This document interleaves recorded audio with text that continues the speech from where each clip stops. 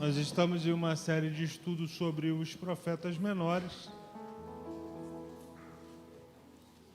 É óbvio que essa terça-feira é uma terça-feira especial e eu fico muito grato ao nosso pastor presidente por essa riquíssima oportunidade. Jonas, capítulo de número 1,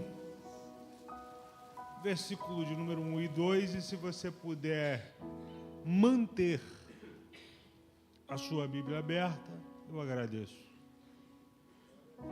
E veio a palavra do Senhor a Jonas, filho de Amitai, dizendo: levanta-te e vai à grande cidade de Nínive e clama contra ela, porque a sua malícia subiu até mim. Versículo 3, para encerrarmos. E Jonas se levantou para fugir diante da face do Senhor para Tarsis. E descendo para Jope, achou um navio que ia para Tarsis.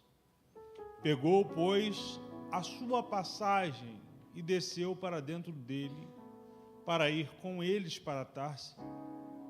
De diante da face do Senhor, você pode dizer amém por essa palavra? Amém. Bendito seja o nome do Senhor. Podeis assentar.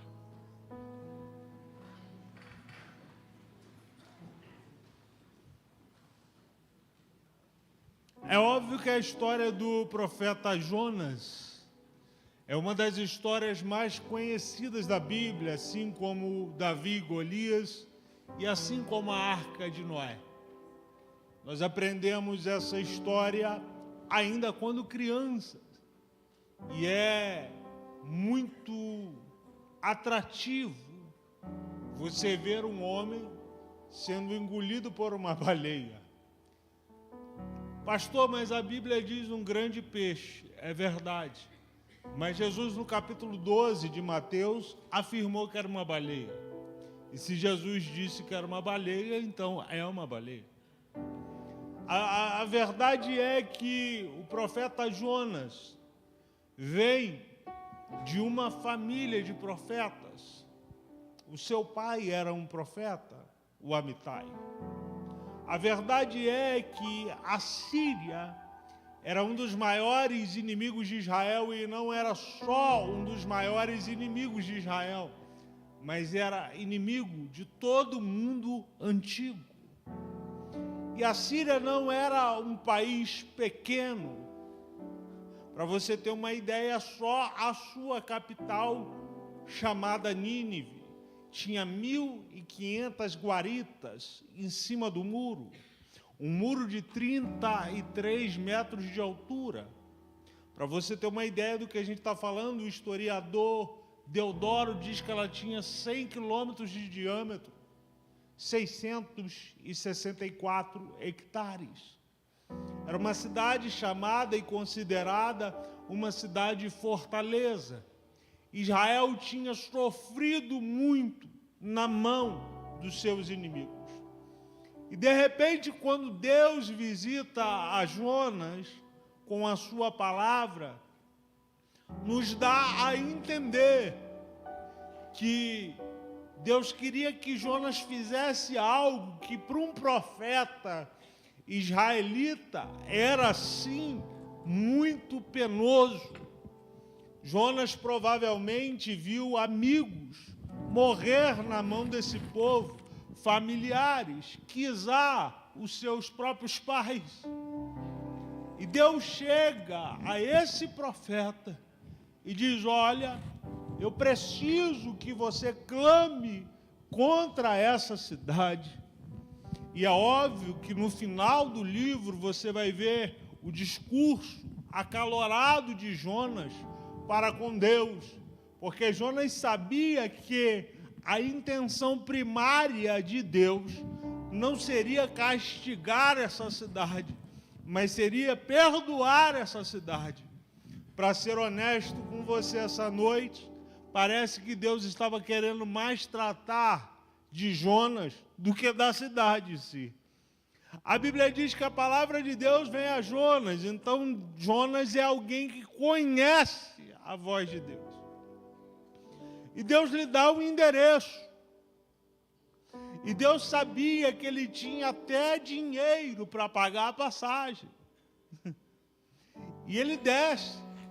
Só que quando chega lá, a Bíblia diz que ele achou um navio que ia para Tarsis. Para você ter ideia do que eu estou falando, de Jope para Tarsis era no mínimo 4.000 quilômetros de distância. Imagina alguém viajar 4.000 quilômetros de distância de navio. E Jonas estava animado. O pastor me lembrou, o barco não era motor, era no remo ou no vento. Ia demorar um pouquinho para chegar. A Bíblia diz que Jonas desceu e foi. Pastor, e Deus não falou nada? Não. Deus não impediu Jonas? Não. Como ele achou a passagem, pastor, se não era o propósito de Deus? Porque muitas das vezes a gente fala assim, ó, se eu chegar lá e a passagem estiver lá, e o ônibus estiver lá, e o avião estiver para sair, então é de Deus. Mas se eu chegar lá e não tiver e dar tudo errado, então não é de Deus. Na mente de Jonas, aqui estava dando tudo certo. Mas só que Deus não tinha nada a ver com isso. Nem sempre quando as coisas estão dando certo, é o certo. Eu lembro que existia um homem chamado Naamã, era um homem que dava certo, era um homem vitorioso, era um homem que vencia batalhas, era um homem que era temido diante dos homens, era um homem que era considerado até pelo Senhor, mas a Bíblia diz que ele tinha um porém. Quem está me ouvindo, diga amém. Nem sempre o que dá certo é certo. E nós estamos vivendo uma época de coisas que dão certo. Ah, faz isso aqui que dá certo. O povo vem. O povo vem. Faz isso aqui que dá certo, vai bombar. Vai bombar. Verdade. Mas nem sempre o que dá certo é certo. E aí Jonas entra no navio. E o que eu acho interessantíssimo é que Deus sabe fazer. Deus é um Deus de planejamento, é um Deus de preparo, não é um Deus de improviso. Porque a Bíblia diz que Deus preparou uma tempestade, preparou um peixe, preparou um pé de abóbora, uma boboreira, perdão. Então Deus não é um Deus que improvisa nada. Ele sabe exatamente o que ele está falando. E Deus começa o seu discurso assim: vá até a grande cidade de Nínive. A cidade é grande. A cidade não é pequena. Deus prepara uma grande tempestade. A tempestade é grande, não é pequena. Deus prepara um grande peixe. O peixe é grande, não é pequeno. Alguém para controlar tantas coisas grandes tem que ser maior do que essas coisas. Então Deus é maior do que a tempestade, Deus é maior que o peixe, Deus é maior que a cidade, Deus é maior que o barco, Deus é maior. Pastor, mas espera aí, não estou entendendo. Engraçado que a tempestade que é grande obedece a Deus. O peixe que é grande obedece a Deus. O mar que é grande obedece a Deus. E Jonas que é pequeno.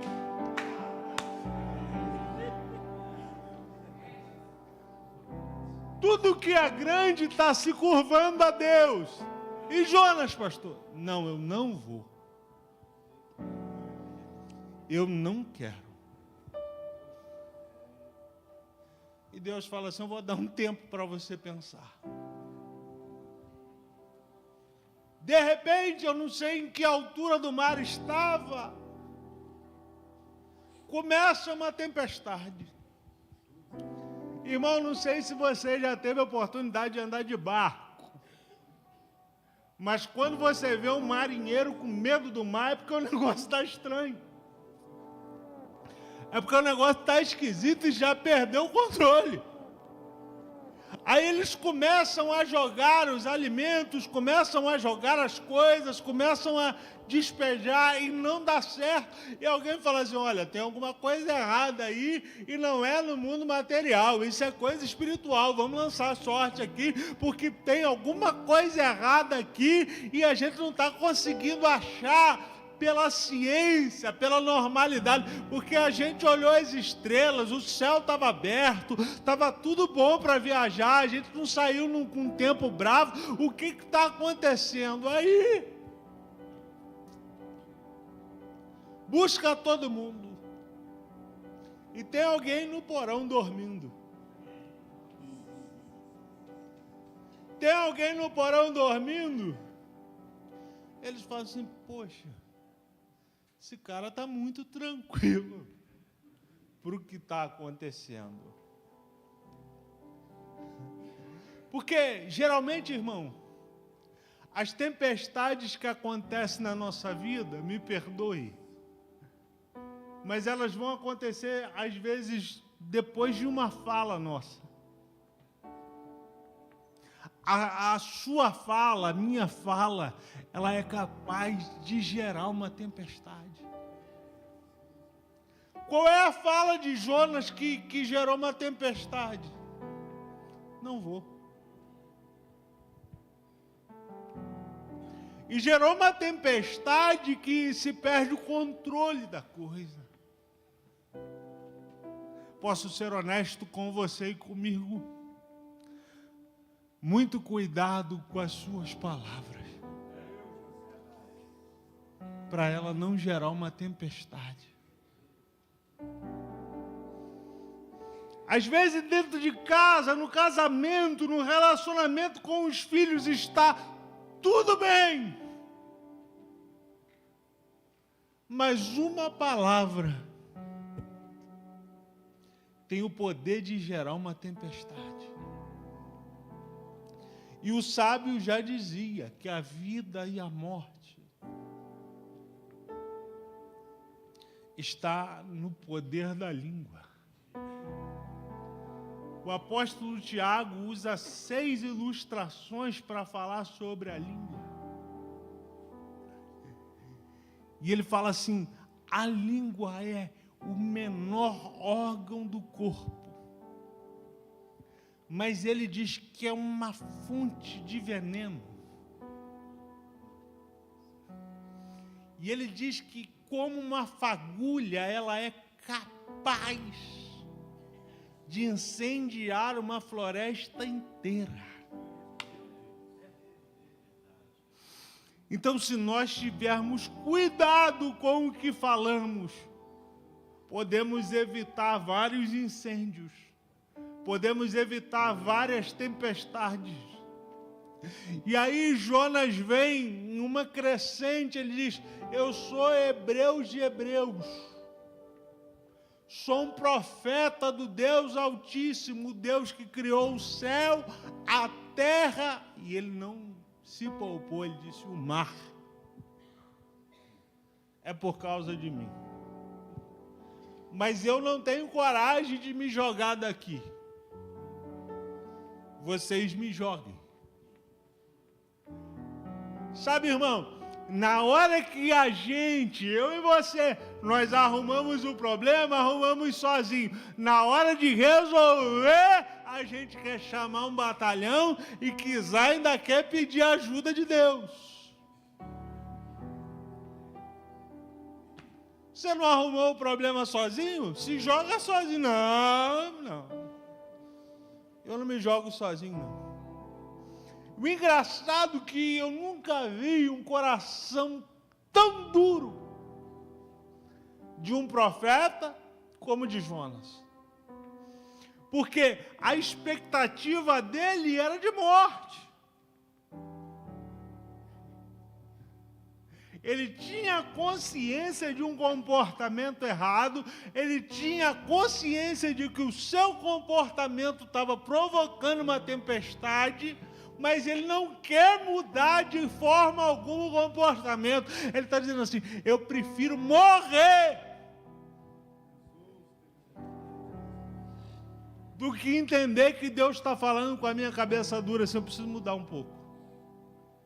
E não é que ele precisava mudar de ser profeta, e não é que ele precisava deixar de ser profeta, e não é que ele precisava de fazer o que ele fazia, não, ele podia continuar fazendo tudo o que ele estava fazendo, mas debaixo da ordenância de Deus. Aleluia.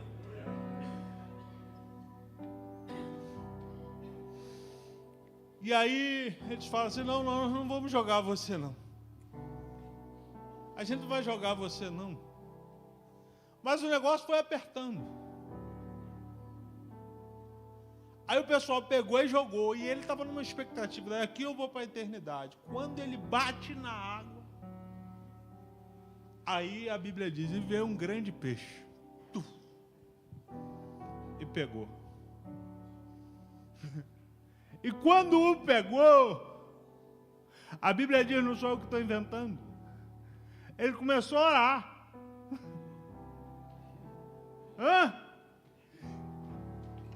Ele podia orar antes, ele podia orar no bar, ele podia ter orado em casa, mas quando chegou no ventre do peixe, ele falou: não, aqui é um ótimo lugar para mim orar.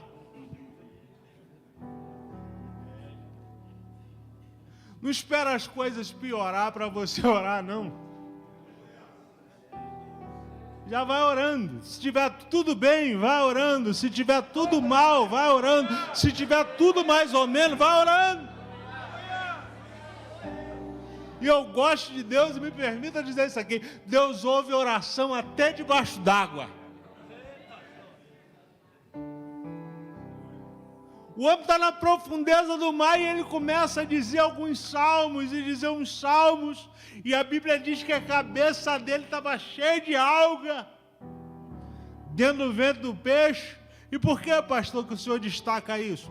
Aonde existe mais oxigênio no mundo é no mar, e justamente por causa das algas, e não podia faltar alga ali, senão iria faltar oxigênio para Jonas. Quem está me ouvindo, diga amém. E quando um peixe come alga, é porque ele está prestes realmente a expelir alguma coisa.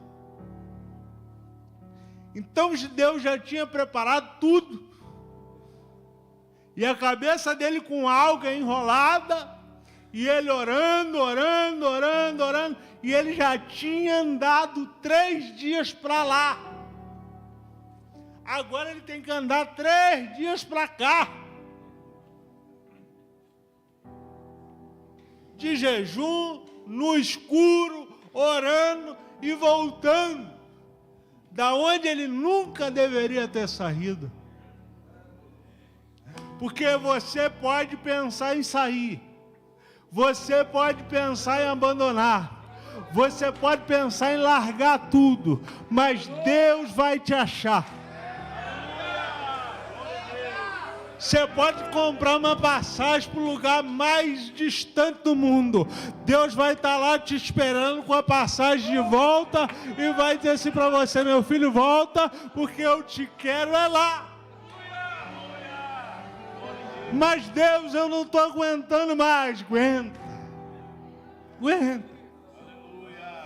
Deus, eu não estou suportando mais. Suporta. Quando você pensa que está no limite, Deus entra com uma providência diferente e diz: olha como é que eu estou contigo ainda.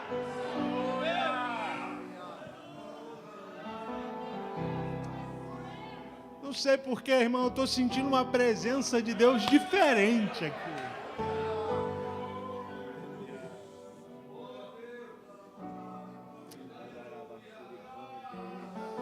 Aleluia. Aleluia. Deus te deu uma ordem, Deus te deu uma palavra, Deus te deu um endereço, e Ele não errou quando te escolheu. Ah, pastor, mas está todo mundo dizendo, gente mais experiente, deixa quem quiser fazer. Deus não errou quando te escolheu. Engraçado que para mim, e eu acho que para todos os homens, né? A gente tem uma capacidade inigualável de escolher pelo que a gente vê, pelo cálculo que a gente faz. Quando Samuel chega na casa de Jessé, já estou encerrando, mas quem está me ouvindo, diga amém. Existem 5 mensagens que Deus dá para Samuel, mas isso é uma outra pregação. Mas a mais importante é que na cabeça de Samuel, ele tinha o estereótipo de Saul. E quando ele olha para Abinadab, o mais velho, ele diz assim: certamente é esse.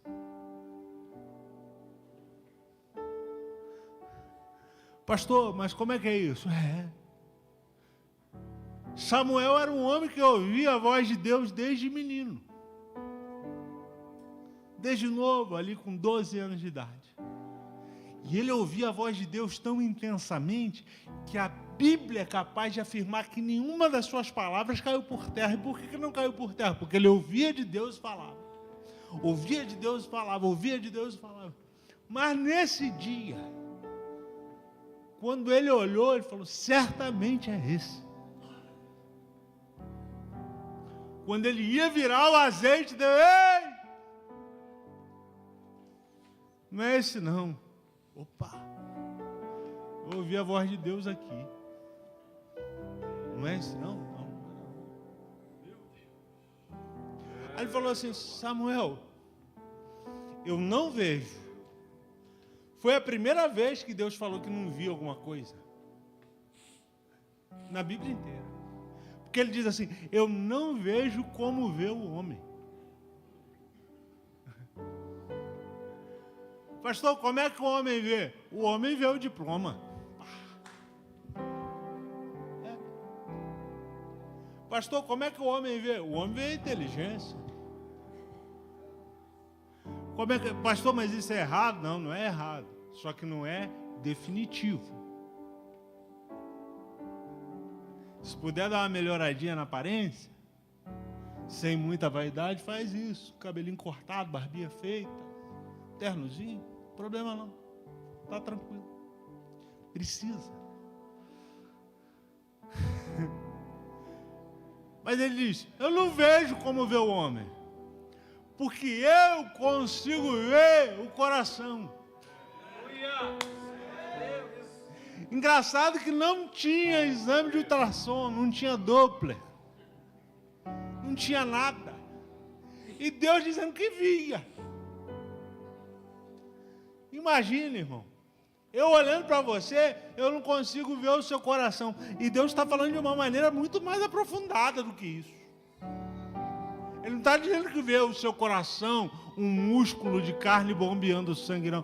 Ele falou assim: eu consigo medir até as intenções disso aí. Se você fizer um cateterismo, se você fizer um Doppler, se você fizer, sei lá, o exame mais moderno, nunca vai sair um resultado dizendo assim: as intenções do coração. Não sai. Mas Deus olha para Davi e diz assim: cara, me perdoa usar essa expressão, não tem a ver com a sua habilidade. Não tem a ver com o que você sabe, nem com o que você deixa de saber. Tem a ver comigo, que olhei para você, sondei o seu coração e disse assim: eu consigo trabalhar contigo. Mas pastor Gil, o povo tem dificuldade de trabalhar comigo. Não tem problema, Deus tem uma facilidade tremenda de trabalhar com você. Aleluia. Aleluia. Aleluia, aleluia. Aí Jonas anda, volta para o lugar que ele estava, Porque não dá para chegar em Nínive.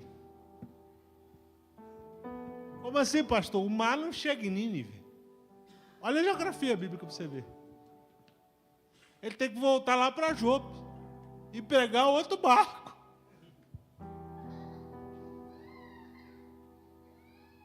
E agora, irmão, me perdoa a expressão e encerro. Vomitado.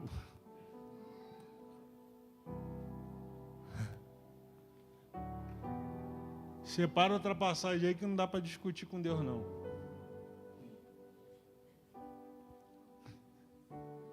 A cidade de Nínive era tão grande, para encerrar, que Deus, quando fala com Jonas que não vai destruir, Deus fala assim, existem 120 mil pessoas que não sabem discernir entre a mão esquerda e a mão direita.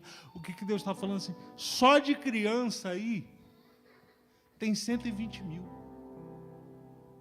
Como é que eu destruo isso aí? E Jonas está pregando, irmão. No primeiro dia, 39 dias, Deus rebenta isso tudo aqui.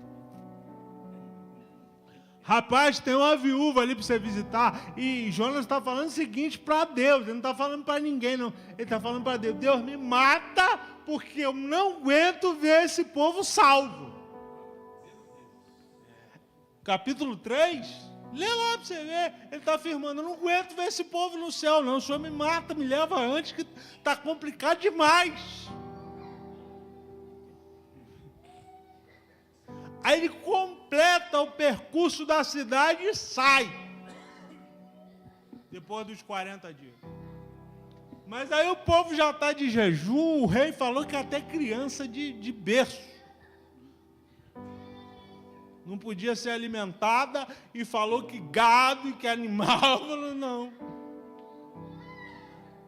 Aí Deus chega e fala assim, ô Jonas, vai dar para destruir a cidade, não. Aí Jonas começa, eu sabia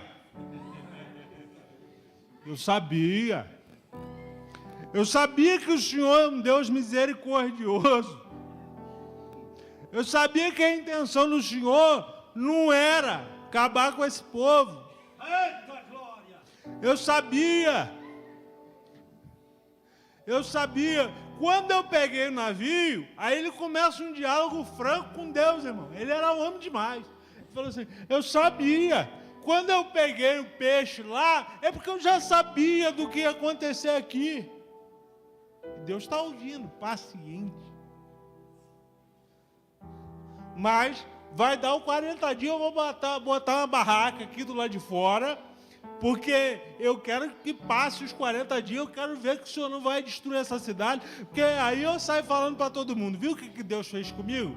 Fez eu ficar 3 dias no ventre do peixe, fez eu andar debaixo d'água, fez eu chegar aqui, fez eu ser vomitado, e ele vai falando de tudo que Deus fez. Aí Deus chega para ele, faz assim, fica aí. Olha o que diz o capítulo 4, para a gente encerrar de verdade.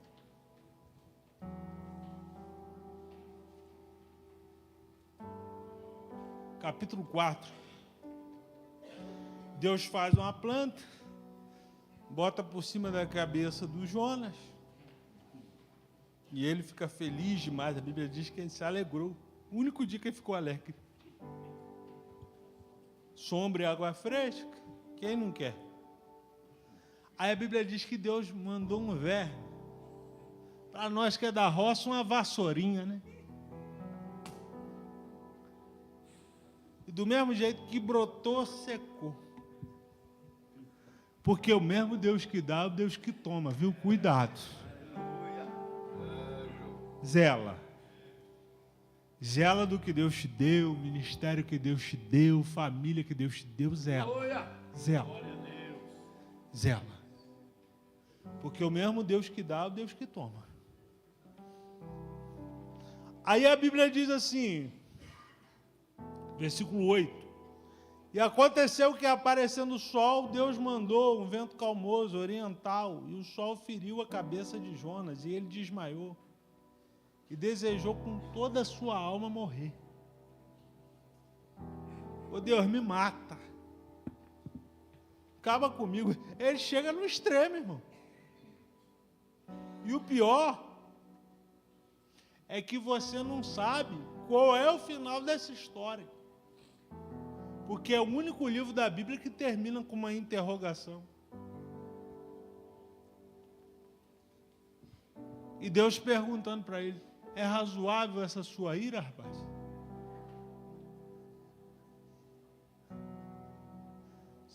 Você está estressado à toa.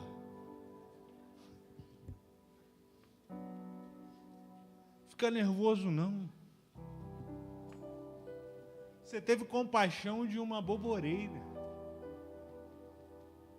e não consegue ter compaixão desse povo?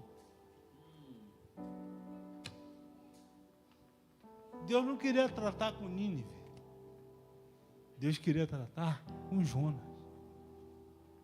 Vamos orar? Que o nosso coração seja quebrantado, não só para ouvir a voz de Deus,